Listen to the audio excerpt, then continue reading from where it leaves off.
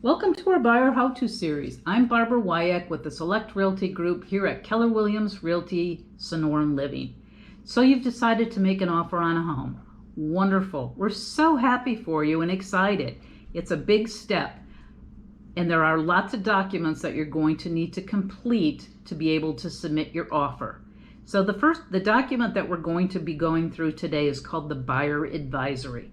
So once you get your offer accepted, this document is going to go through and specify all the things that you're going to want to check on during what's called your due diligence period. Typically in the Phoenix, Scottsdale metro area, the due diligence period is 10 days. That's the standard, the default. It could be a little less or it could be a little bit more. But there's a lot of things that you're going to want to look through. So this document is going to specify all of those. Now you only have those 10 days to review all this information. So anything that's important to you, you're going to want to do during that 10-day inspection period. Well, let's look at some of the items that you're going to want to consider. First, it just lists the table of contents, some of the things that the document is going to go through. So these are some of the common things that you're going to want to look at. The purchase contract, you're going to want to make sure it's complete. A copy of the MLS printout, what's specified in there.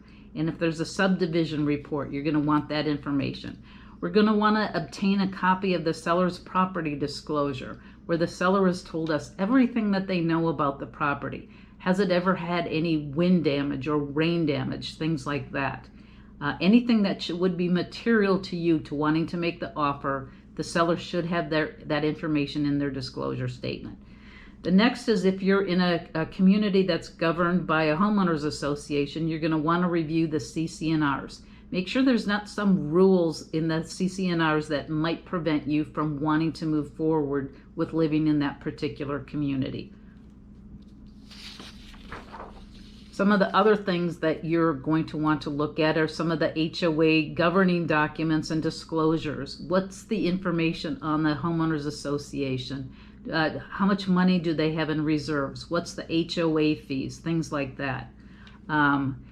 If you're, then you're going to want to look at a title report. Is there anything on the title report that might prevent you from wanting to move forward? Things like any easements across the property. Are there power lines?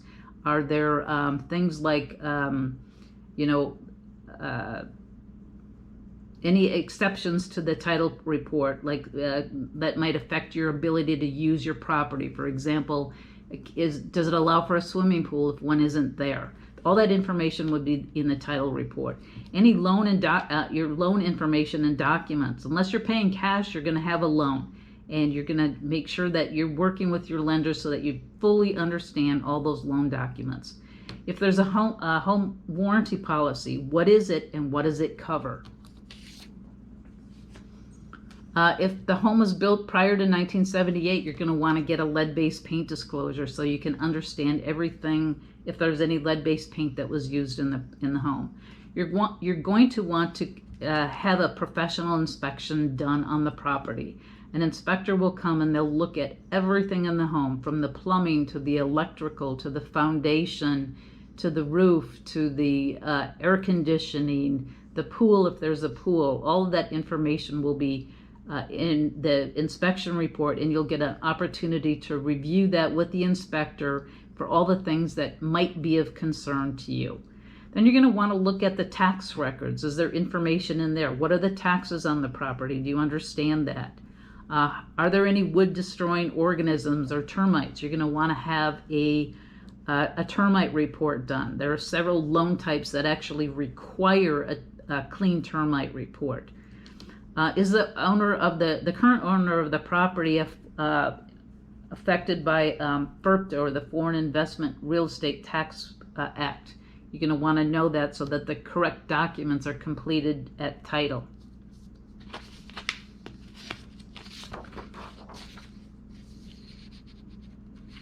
So some things that you're going to want to consider during your inspection are: were there any repairs or remodeling done? What's the square footage of the home? Does it match what's in the MLS or the tax records? If there's this discrepancy, what is it? What's the condition of the roof? Has it ever been repaired? Does it need repair? Things like that. Swimming pools and spas.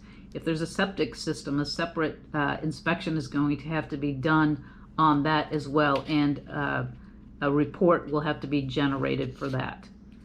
If there's a sewer, you're going to want to make sure that the sewer is connected. If you're on a well, you're going to have an inspection of the well to make sure that there are no contaminants in the well. Are there any soil problems? There are some places that have some fissures and things like that. So if that's of concern to you, you're going to want to make sure you get that checked during your inspection. Have there ever been any previous floods or fires in the home? We're going to ask the seller to provide us a copy of an insurance claims history so that we can understand what, if any, other insurance claims have been filed against the property. Are there any pests on the property? Things like scorpions, bed bugs, things like that. You're going to want to make sure that you check for that. Are there any endangered or threatened species that are in close proximity to the property? Have there ever been any deaths or felonies on the property? Any indoor environmental concerns? Is there any mold, radon gas, things like that? What are the property boundaries? Are you sure, if you're in a small community, that is usually not an issue, but if you're buying a property where there's a lot of land involved, you're going to want to make sure you understand where your property boundaries are located. If the property is in a floodplain, you're going to want to understand that so that you get the appropriate flood insurance, and then any other property conditions.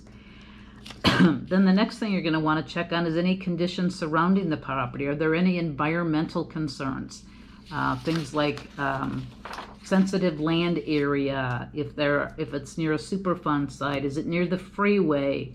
What are the crime statistics in the area? Are there any sex offenders that are close by? Is there any military or public airports that are close by? Any zoning or planning issues that might affect the property either now or in the future? Are the schools correct? We're assuming that the property might be in a specific school. You're going to want to check to make sure that the boundaries haven't changed since the listing agent input that information. And then the city profile report, if that information is important to you, you're going to want to check that. So what are some other ways that you can get the information? Well, you can talk to some of the neighbors. You can drive around the community.